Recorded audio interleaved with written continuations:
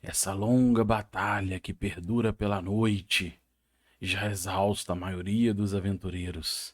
Álvaro procura seus aliados no meio dessas nuvens, alguns que voam no tapete voador, o paladino em seu Pégaso.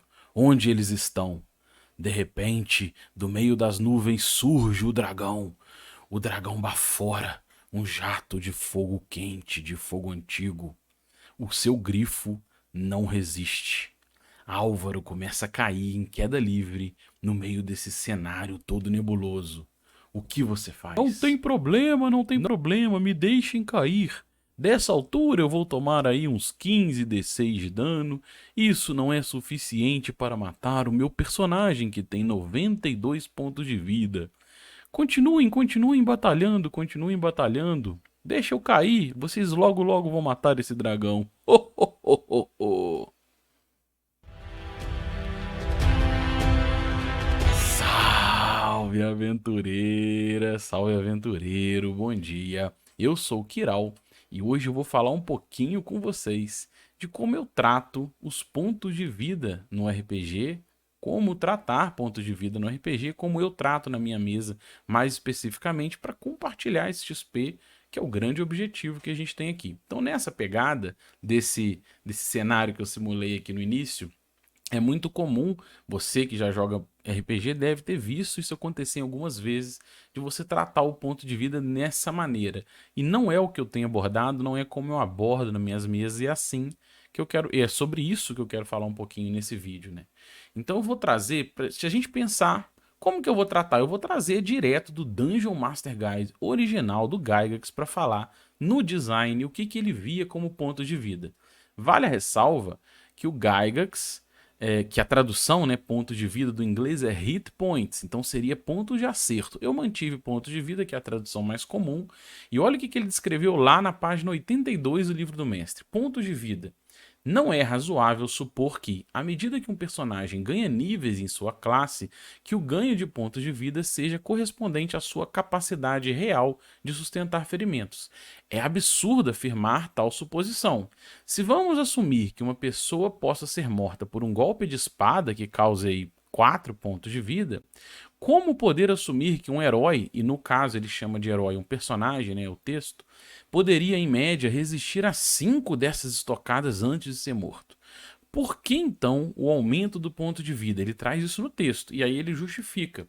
O ponto de vida reflete tanto a capacidade física real do personagem para resistir a danos, conforme indicado pelo bônus da sua constituição, bem como um aumento proporcional em áreas de combate no estilo de vida ou morte, como por exemplo um sexto sentido, que avisa o indivíduo de algum acontecimento imprevisto, uma pura sorte, magias de proteções ou uma proteção divina. Então, no design, o Gygax resolveu trazer essa proposta de ponto de vida para o jogo para simplificar, abstrair uma série de elementos que justifiquem um personagem mais poderoso, um personagem mais heróico. Então tá ali simulado cansaço, sorte, habilidade de batalha. Então o ponto de vida ele tem a ver com isso, né? O ponto de acerto ou o ponto de vida ele tem uma relação direta com isso. Essa foi a proposta original do design, que você pode abordar de outras formas se você quiser. Tem outros sistemas que buscam outras abordagens. No caso do D&D, a ideia foi essa: olha, vamos simplificar tudo dentro dessa camada pontos de vida e está tudo abstraído ali. Em cima disso, eu vou resgatar aqui um conceito que eu venho debatendo muito no canal, que é a estrutura de regras como ferramentas. Nesse exemplo que eu dei no começo do vídeo de um personagem que tem 90 pontos de vida, ele já é muito poderoso, ele vai alienar de certa forma o risco de dano, principalmente se esse dano não alcançar o seu ponto de vida. Mas quando você entende a proposta do jogo, que é o que eu faço na mesa, que as regras elas são ferramentas, isso abre a mente para você explorar de diversas formas diferentes. Então, nesse caso, você pode usar o ponto de vida se a ficção indicar a usar esse ponto de vida. Se a gente pegar esse exemplo, né, do personagem que caiu de uma altura gigantesca, sofreria 15 D6 de dano, mas que naquele caso ele não morreria ainda assim, Porque se você somar os 15 D6 de dano, no máximo dá 90 de dano. Se ele tinha 92 de vida, ele não morreria. Mas a primeira pergunta que eu faço, né, quando eu tô nessa situação é ficcionalmente possível sobreviver? Se for, se a gente achar que naquele cenário que a gente está jogando, naquela experiência proposta de jogo, é possível que um personagem heróico daquele nível possa sobreviver dessa queda, beleza. Aplica-se os danos e tá tudo ótimo, não tem problema nenhum. Mas se você acha que na ficção em construção sua, na sua mesa, não é adequado ficcionalmente um personagem cair dessa altura e sobreviver, você não saca a ferramenta ponto de vida. Daquela altura, simplesmente significa morte, né? Você não precisa se prender às regras uma vez que você entende que as regras são ferramentas. Então, se elas são ferramentas, você nem sempre precisa passar pela camada pontos de vida quando ficcionalmente isso não fizer sentido. É uma camada possível, uma regra possível, como qualquer outra regra que a gente vem abordando aqui. Então, dentro disso, um exemplo, se você achar assim, é ficcionalmente possível ele sobreviver, mas eu não quero usar a ferramenta porque ele está caindo de uma altura gigantesca. Eu vou usar o raio da morte, como eu marquei ali. Se ele passar, ele vai cair em coma dessa altura. Se ele falhar, ele vai morrer. E é uma outra ferramenta que você pode sacar, não passando pela camada ponto de vida para fazer um julgamento. Se for possível, não trabalhando pela camada de dados de dano, por exemplo.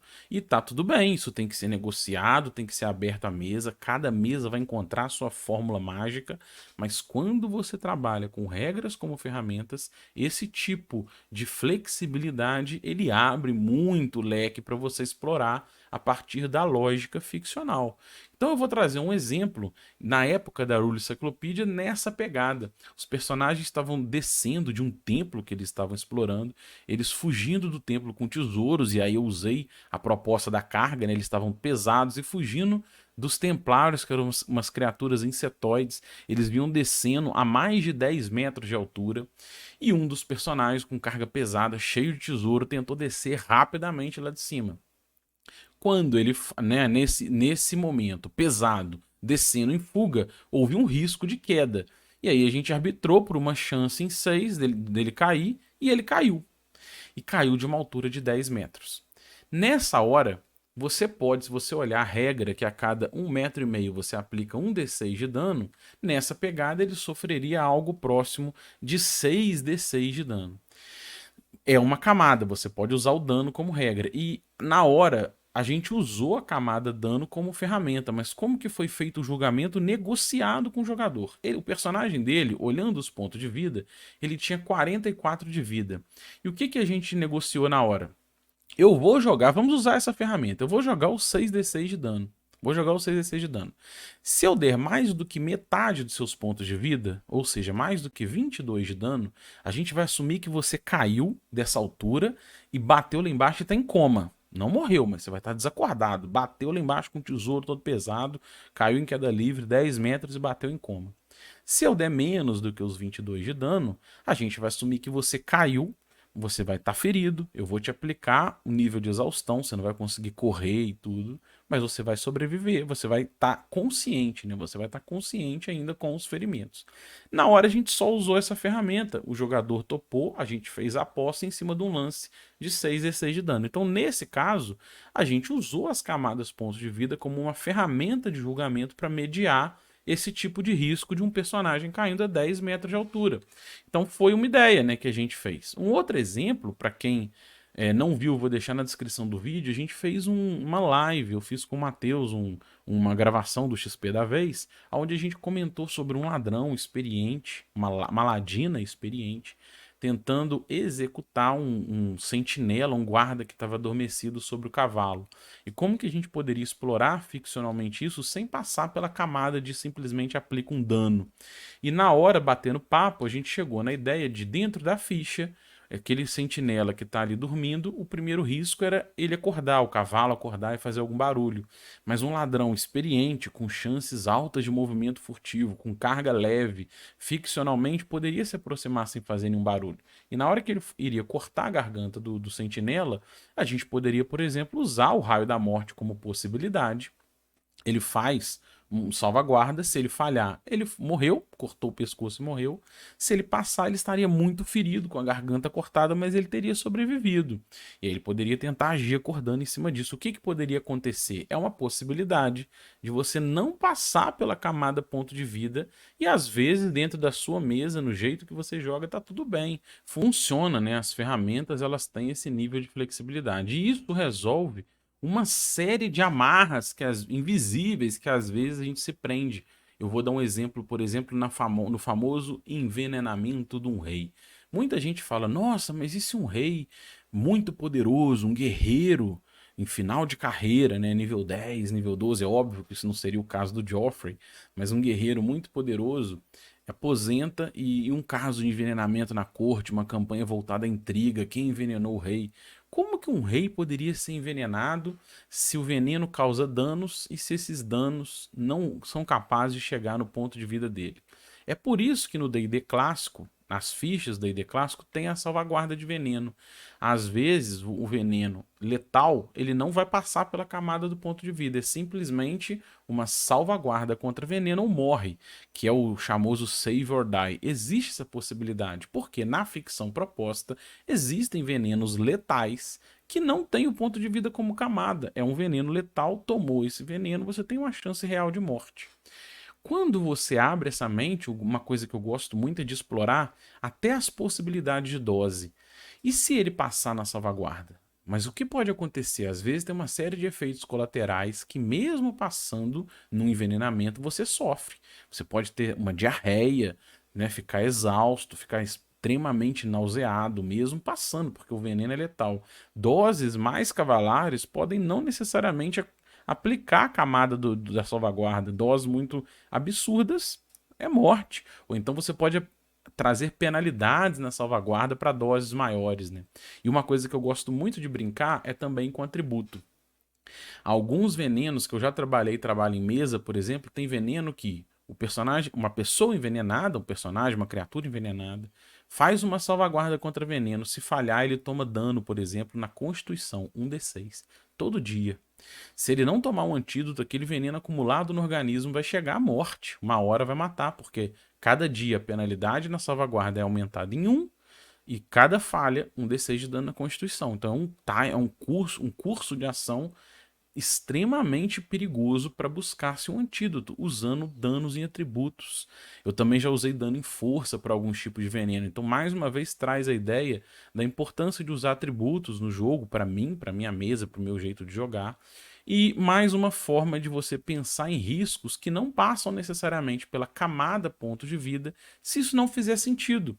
Então cada um vai se encontrar, a ideia foi essa, né? Uma outra abordagem, uma nova abordagem que você pode assumir, essa eu nunca testei, mas lendo sobre estilos de RPG old school, propostas de usar regras como ferramentas, eu vi essa, achei interessante, embora eu nunca tenha usado. A ideia dela é a seguinte: imagina o nosso exemplo de um personagem de 44 pontos de vida. Esse personagem ali nível 5, nível 6, ele tem constituição mais 2, é um personagem em torno de nível 5 ou 6.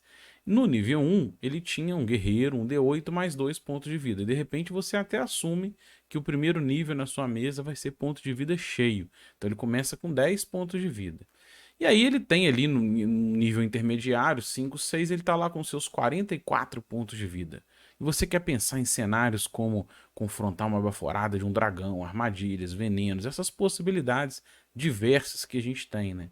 Dentro dessa pegada, você pode fragmentar o ponto de vida dele. Aqueles 44 pontos de vida, eles são divididos entre o que eu vou chamar aqui, tá, por minha conta, de ponto de sangue e ponto de vida. Então ele teria no nível 1 os 10 pontos de sangue, que são correspondentes realmente à vitalidade do personagem. O que vem a partir da evolução dele nos outros níveis, isso vai ser uma camada adicional que você vai usar se fizer sentido ficcional. Se ele tiver em combate, esses 34 é que vão ilustrar na prática a saúde, esses pontos de sorte, exaustão, cansaço, habilidade, batalha, que eu falei lá no AD&D do Gygax. E aí, mas os pontos de sangue, aquele primeiro dado de vida, que é o correspondente realmente à vida dele.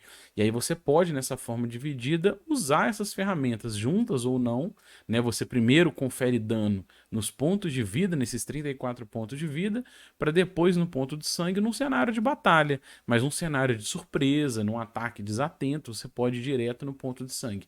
Eu nunca fui por esse caminho, eu acho que vai ficando mais complexo, eu gosto de regra ágil, regra fluida, eu prefiro aplicar outro tipo de ferramenta, mas deixa aqui uma dica para quem quiser ir por esse caminho, que eu já encontrei na internet, em fóruns, essa possibilidade, e é um outro caminho que você pode assumir na sua mesa, né? A ideia desse vídeo é trazer esse tipo de debate usando a ficha do D&D clássico, as ferramentas do D&D que eu gosto muito, para trazer essa ideia de que o ponto de vida ou o ponto de acerto, ele vai muito além do que simplesmente uma barreira que prende você na narrativa. Na verdade, a ficção vai informar se você precisa passar por ela ou não em alguma situação de queda, de envenenamento ou coisas similares. Então é isso. Essa foi a ideia desse vídeo.